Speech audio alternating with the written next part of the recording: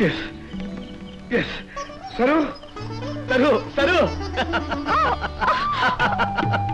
అబ్బబ్బా ఏమిటా కేకలు? కేకలు కాదు సరు, ఆనందంతో నా మనసు ఉక్కిరి బిక్కిరైపోయి. ముందు నువ్వు కూర్చో, చెప్తాను, కూర్చో. ఏమిటో చెప్పండి. మనస్తత్వం మీద నేను 2 సంవత్సరాల నుంచి రాస్తున్న గ్రంథానికి ఏం పేరు పెట్టాలా అని వారం రోజుల నుంచి మదన పడుతున్నాను కదా. చివరికి వాళ్ళ అమృతం లాంటి పేరు స్ఫురించింది. It's fantastic, it's so divine.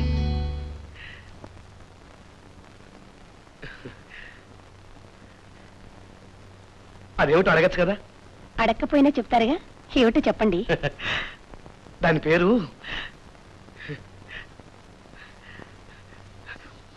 Manasa Sarovaram. అసలు మానస సరోవరం అంటే ప్రతి మనిషి హృదయం ఒక నిర్మలమైన సరోవరం లాంటిది.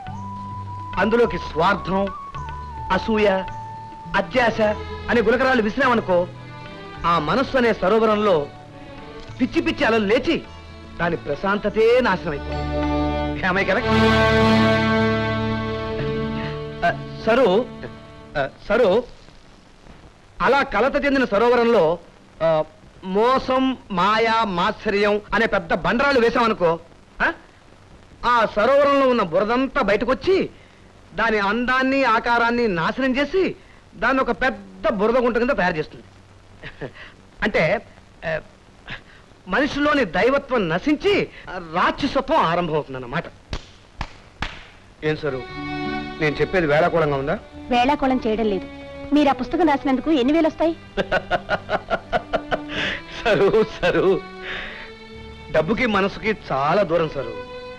కానీ డబ్బుకి మనిషికి చాలా దగ్గర సంబంధం.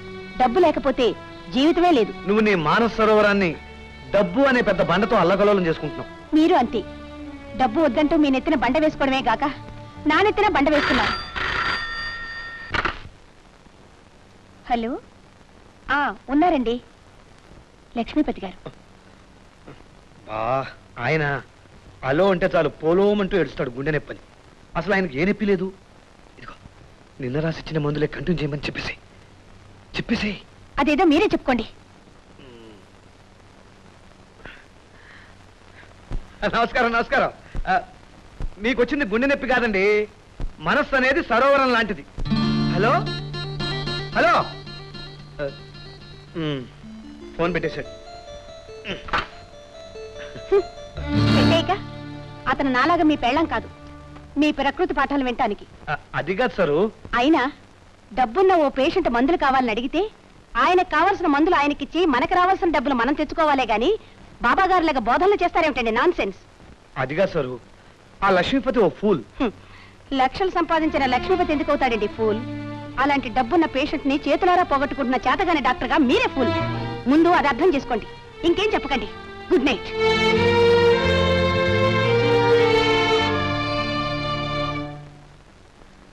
నేను మందు రాసిస్తాను.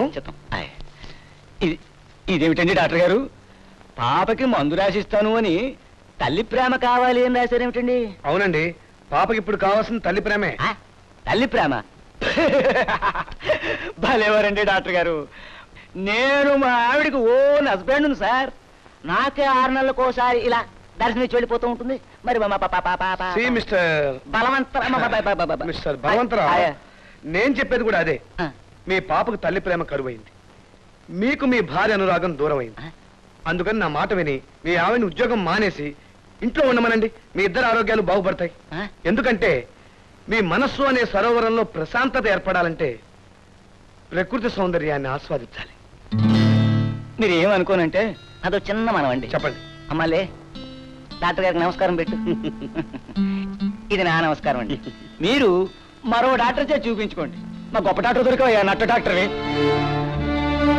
చూసావా సరు, అతనెవరో ఒట్టి అమాయకుడిలా ఉన్నాడు. ఆ పిల్ల తల్లి బెంగతో బాధపడుతుంటే జ్వరానికి మందులు ముట్టినట్టు చూడు. ఇప్పుడే కాదు, రోజు చూస్తూనే ఉన్నాను. నిన్న రాత్రి ఓ లక్షాధికారి ఫోన్ చేస్తే వెళ్లి ఆశ్రమంలో జాయిన్ అవ్వమన్నారు. ఇప్పుడు ఇంకెవరో పేషెంట్ వస్తే ఉద్యోగం అనేసి నక్షత్రాలు ఎక్కటమంటున్నారు. నువ్వెందుకు అలా చిటపట్లాడిపోతున్నావో నాకు తెలుసు. వాళ్ళకేవో మందులు రాసి 50 60 ఫీజు తీసుకోలేదు, అదేగా నీ కోపం. నిజానికి వాళ్ళకి ఏ జబ్బులు లేవు సరు. వాళ్ళు ఎలా తగలడితే మీకెందుకండి? అదిగా సరు, లేని రోగాలు ఉన్నాయని చెప్పి పేషెంట్స్ని భయపెట్టి డబ్బు సంపాదించడం నాకు ఇష్టం ఉండదు. డబ్బు సంపాదన లేని భర్తను భరించడం నాకు ఇష్టం ఉండదు. Smoking is injurious to health. దయచేసి మీరు స్మోకింగ్ మానేయండి. హెల్త్ కోసం హ్యాబిట్ ను మానుకోవడమా? Never never.